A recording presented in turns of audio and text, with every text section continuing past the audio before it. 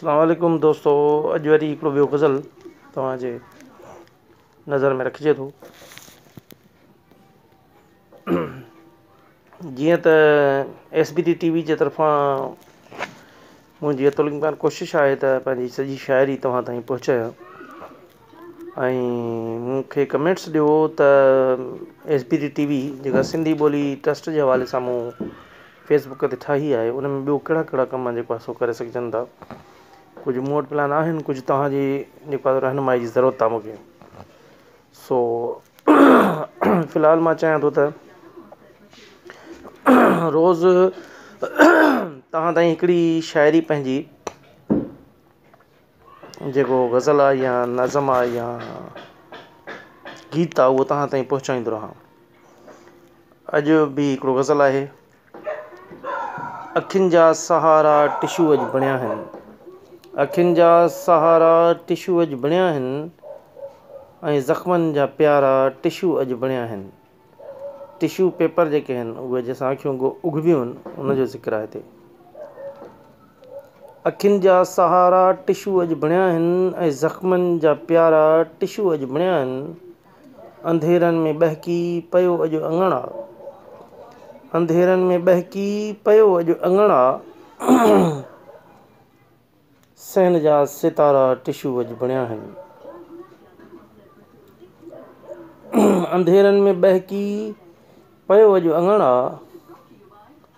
सहन जा सितारा टिशू अॼु बणिया आहिनि। कॾहिं जो ॿुॾी ऐं मरी ई वञे हा, कॾहिं जो ॿुॾी ऐं मरी ई वञे हा, अंदर जा किनारा टिशू अॼु बणिया आहिनि। अंदर जा किनारा टिशू अॼु बणिया आहिनि। कॾहिं जो ॿुॾी ऐं मरी ई वञे हा, अंदर जा किनारा टिशू अॼु बणिया आहिनि। अखियुनि जा सहारा टिशू अॼु बणिया आहिनि ऐं ज़ख़्मनि जा प्यारा टिशू अॼु बणिया आहिनि। मां सर्दियुनि ऐं गर्मियुनि में पचंदो रहां पियो, मां सर्दियुनि ऐं गर्मियुनि में पचंदो रहां पियो, थधी हीर पारा टिशू अॼु बणिया आहिनि। थधी हीर पारा टिशू अॼु बणिया आहिनि। मां सर्दियुनि ऐं गर्मियुनि में पचंदो रहां पियो, थधी हीर पारा टिशू अॼु बणिया आहिनि।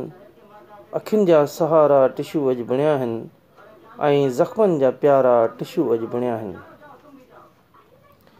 थिया भेणियूं भाइर अमड़ ऐं अबो भी, थिया भेणियूं भाइर अमड़ ऐं अबो भी, सजण मुंहिंजा सारा टिशू अॼु थिया आहिनि, बणिया आहिनि। सजण मुंहिंजा प्यारा टिशू अॼु बणिया आहिनि। थिया भेणियूं भाइर अमड़ ऐं अबो भी, सजण मुंहिंजा सारा टिशू अॼु बणिया आहिनि। अखियुनि जा सहारा टिशू अॼु बणिया आहिनि ऐं ज़ख़्मनि जा चारा टिशू अॼु बणिया आहिनि।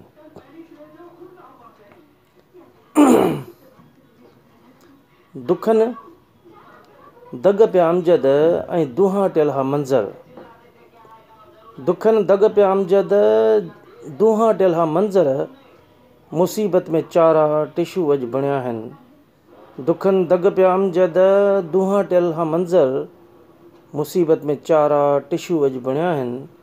अखियुनि जा सहारा टिशू अॼु बणिया आहिनि ऐं ज़ख़्मनि जा प्यारा टिशू अॼु बणिया आहिनि।